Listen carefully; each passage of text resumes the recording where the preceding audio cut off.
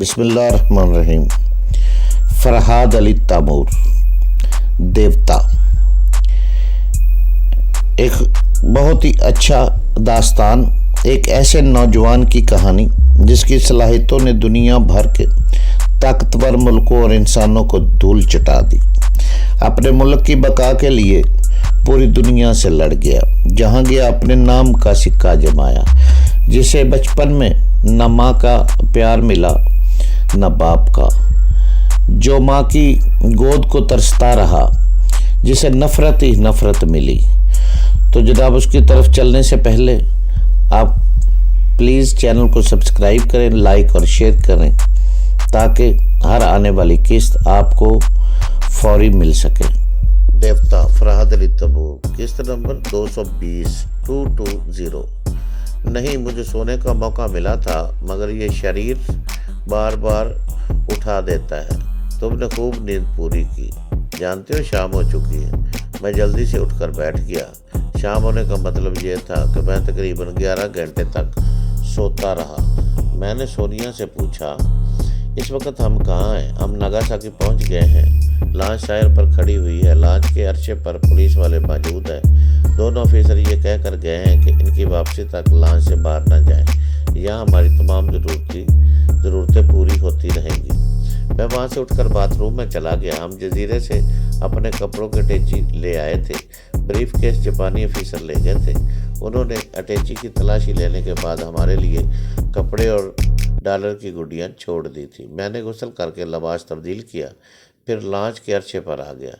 شام ڈوب رہی تھی اور شہر کے کمکمے آنکھیں کھول رہے تھے۔ اس شہر کی روشنیاں دیکھ کر میرے دل میں ایک درد سا پیدا ہوا، کیونکہ وہ شہر کبھی ایٹم بم کی زد میں آ کر زندہ لاشوں کا قبرستان بن گیا تھا۔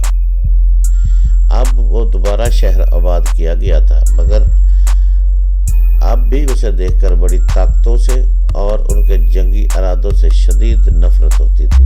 میں لوگوں کی یاد میں چند لمحے ساکت کھڑا رہا جو ایٹم بم کا شکار ہو کر اپاہج ہوئے تھے یا زندگی کی بازی ہار گئے تھے۔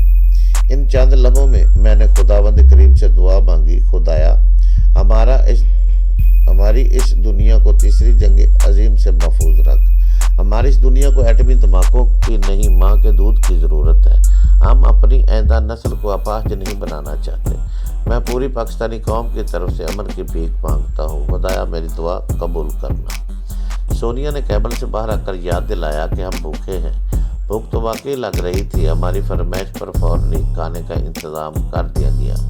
کھانے کے دوران میں نے جاپانی آفیسر کے دماغ میں جھانک کر دیکھا۔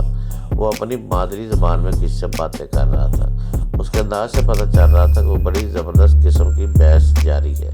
میں نے اسے انگریزی زبان میں سوچنے پر مجبور نہیں کیا، کیونکہ اس کے آس پاس سبھی جاپانی بیٹھے ہوئے تھے۔ اس ماحول میں آفیسر کا انگریزی بولنا یا انگریزی زبان میں سوچنا فطرت کے خلاف ہوتا۔ جب میں سونیا کی جانب دیکھنے لگا تو اس نے مسکرا کر پوچھا، جناب کس کے دماغ میں جھانک رہے ہیں؟ میں معلوم کر رہا تھا کہ وہ آفیسر کیا کر رہے ہیں، مگر ان کی زبان میری سمجھ میں نہیں آتی۔ ہمیں یہ زبان سیکھنی ہوگی۔ سونیا نے مجھے گھور کر دیکھا، پھر زیر لب مسکراتی ہوئی بولی، ہاں یہاں کی زبان سیکھ کر یہاں کی لڑکیوں سے فری ہونے کا موقع مل جائے گا۔ یہاں کی گڑیا جیسی دو شیزاؤں کا حسن بہت مشہور ہے۔ میں تمہاری نیت سے خوب واقف ہوں۔ میں نے ہنستے ہوئے کہا، عورت کو جب لڑنے کے لیے کچھ نہیں ملتا تو وہ اپنے سائے سے لڑنے لگتی ہے۔ ابھی تک تو میں نے کسی جاپانی گڑیا کو بھی نہیں دیکھا اور تم نے لڑنا شروع کر دیا۔ پتہ نہیں یہاں ہمارا کیا حشر ہونے والا ہے۔ اگر ان لوگوں نے ہمارے ساتھ قیدیوں جیسا سلوک کیا تو یہاں سے فرار ہونا مشکل ہو جائے گا۔ سونیا سوچنے لگی۔ اس کے دماغ میں بھی یہی بات تھی کہ پتہ نہیں ہمارے ساتھ کیا سلوک کیا جائے گا۔ اگر یہاں کی حکومت ہماری دشمن بن گئی تو آسمان سے گرنے اور کھجور میں اٹکنے والی بات ہو جائے گی۔ رات کے 8 بجے وہ جاپانی آفیسر ایک جاپانی عورت کے ساتھ آ گئے۔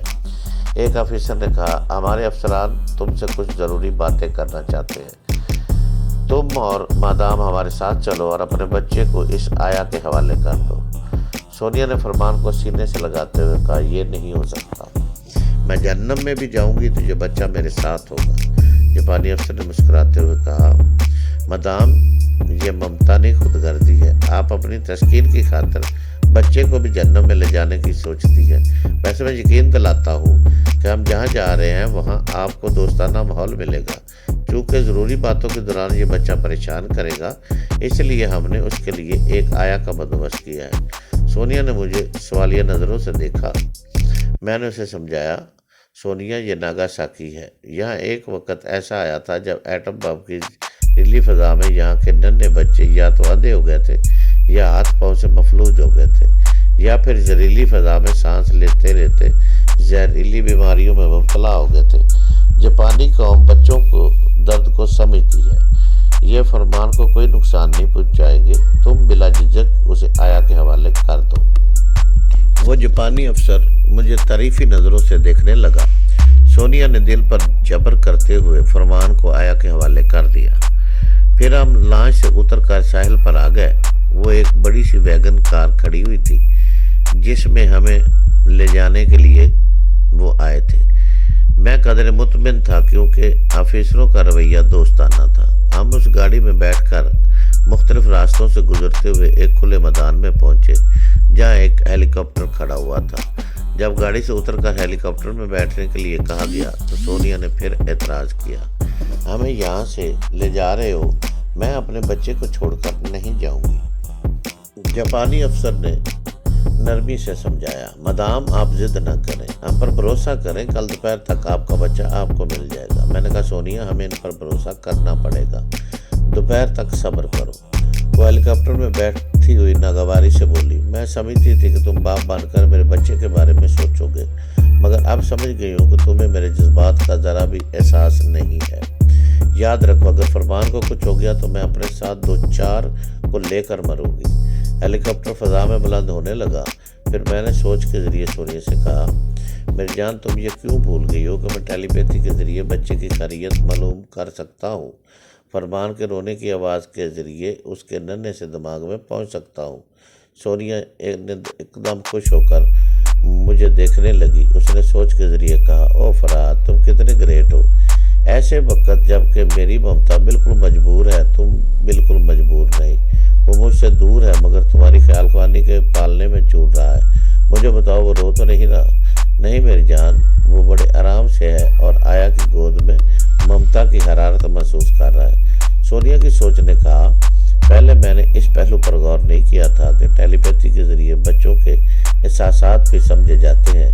नन्हे से दिमाग में झांकते हुए क्या महसूस होता है फराद?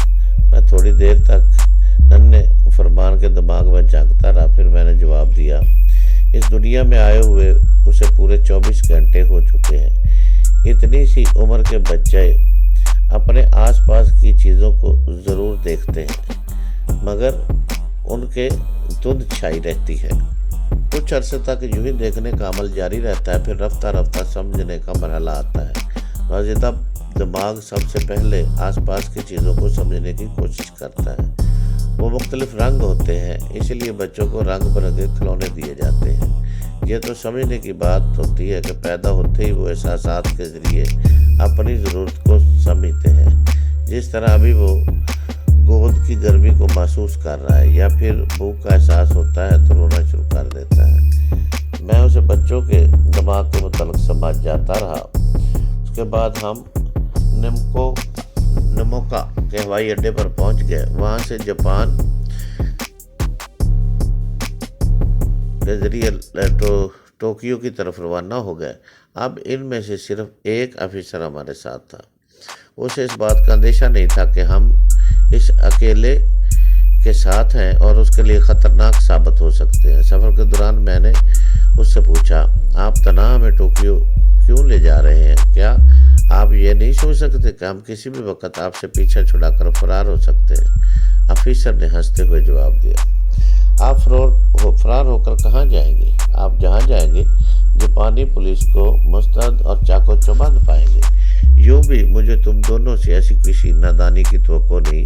अगर दिल चाहे तो नादानी करके देख लो।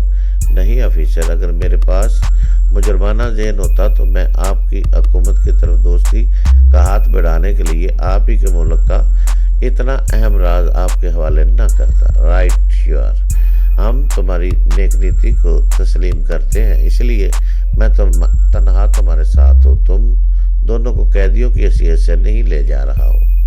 لیکن اس تنہا آدمی نے ٹوکیو پہنچ کر ہمارا ساتھ چھوڑ دیا اور ایئرپورٹ کی عمارت کے باہر جاپان آرمی کی ایک گاڑی کھڑی ہوئی تھی۔ مسلح فوجی ہمارے استقبال کے لیے موجود تھے۔ آفیسر نے ہمیں فوجیوں کے حوالے کر دیا۔ یہ بات میرے توقع کے خلاف نہیں تھی۔ اس ملک کا ایک بہت بڑا راز ہمارے ہاتھوں سے گزرا تھا، اس لیے یہ کیس صرف پولیس والوں تک محدود نہیں رہ سکتا تھا۔ یہی وجہ تھی کہ ہمیں ملٹری انٹیلیجنس والوں کے حوالے کر دیا گیا۔ ہم مختلف شہروں اور تنگ گلیوں سے گزرتے ہوئے ایک بڑی عمارت کے سامنے پہنچ گئے۔ بیرونی گیٹ پر مسلح فوجی کھڑے ہوئے تھے۔ انہوں نے ہمارے ساتھ آنے والے فوجیوں کا شناختی کارڈ دیکھا، پھر گاڑی کو اندر لے جانے کی اجازت دے دی۔ کمپاؤنڈ میں اور عمارت کے برآمدوں میں مسلح فوجی مستعد کھڑے ہوئے نظر آ رہے تھے۔